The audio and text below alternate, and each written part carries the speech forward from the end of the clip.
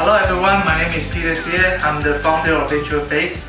Welcome to episode 3 of VentureFace Video Channel, where we give you 5 minutes of a distribution knowledge in Asia Pacific region. Alright, in our previous episode, we talked about the benefits of distributions, and so we kind of touch base on why you need distribution, right? So today's video we will talk about sort of how.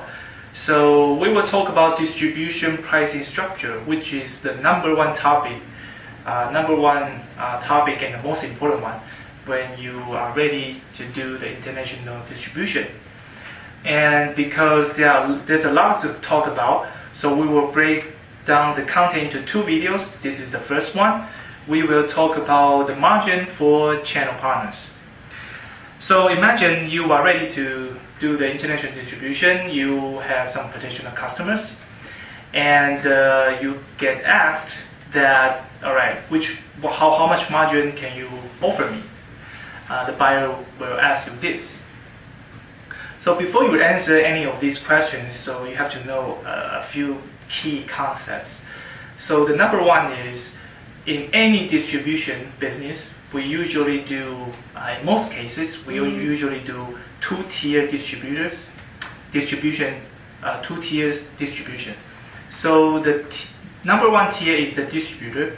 So you as a seller, you will sell to the distributor, which is also the importer of the country.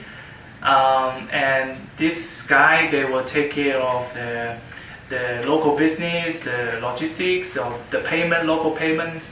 They will sell to the second tier, which is the reseller or dealer or the retail stores.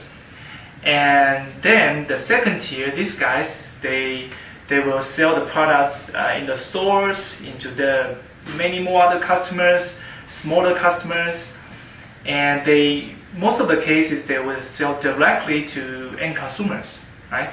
So between you as a seller and the final consumers, there is 2-tier. So that's why we call it 2-tier distribution. All right. So the second concept is, so the second question is how much margin you should offer to the distributor, right? Because you don't sell directly to the resellers or the retail stores. You sell to the distributors. And the distributors, let's say your retail price is $100. And your FOB price to the distributor is usually anywhere from 55% to 70%. It really depends. But that's about the range you need to know and you need to keep in mind. So where does this margin go to? The first tier, the distributor, they usually take about 20 to 25% off your retail price, right? And the second tier, which is the stores, the resellers, they usually take about 40 to 50%. It depends. Now, I know what you're thinking. You will think, wow, that's a lot, right? So, as a brand, as a seller, our retail price is $100. At the end of the day, I only get maybe like 25%, in a good case, 40% of my retail price. That's a lot of margin sacrifice. But do remember one thing. In previous video, we talked about the benefits of distribution, right? So number one is the local know-how. Because as a brand, as a seller, you don't have the resource and the know-how for local market, right? Distributors, the stores, they have the know-how, they have the staff, they have the sales infrastructure. And the second benefit is the quick access to the channels, which will give you scale, right? And the third is the share risk. The distributors, they buy from you in bulk. They carry the inventory. In some cases, they pay you upfront, so you can be paid first before the shipment, which is good for your scale, for your business, and for your cash flow, right?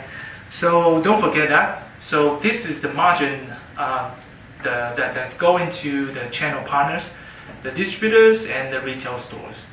And in retail stores, they need a lot of margin, 40 to 50%, simply because they have a lot of cost, right? They have the rent, they have the sales staff, they have actually the most cost in the channels. And for the distributors, they have less margin, but what they do is they manage a lot of brands. Their primary business model is the cash flow. They have a lot of brands, a lot of revenue come and go, and they buy in bulk. So they only get, but they don't have a lot of staff. They have, in many cases, maybe 15 people or 30 people in most cases in Asia Pacific countries, but they can run a really good, large business. Right? All right, so the second concept is the price structure, which I talk about. And the third concept for distribution pricing structure is that, so in order to offer enough margin for the channel partners, keep in mind the concept is that your retail price compare with your cost. I'm not talking about the FOB price, I'm talking about cost, the factory cost, or you can use BOM, bills of material, as the calculation basis. This difference needs to be at least 4 times to 6 times. The higher the better. So if you don't have, if your cost is too high and you don't have this kind of structure to give to the distributors, there are a couple of ways to navigate. One of the ways is to raise your local retail price a little higher so that you can give enough margin to your channel partners. And another way is you don't do, you don't greedily to every country. You just select the countries with the customers they are comfortable with the margin structure you can offer. So I hope you liked the video. That's about it for this video. And make sure you visit our website and check our Facebook fan page and subscribe to our YouTube channel. And if you like to leave some comments, you're more than welcome to do so. I'll see you in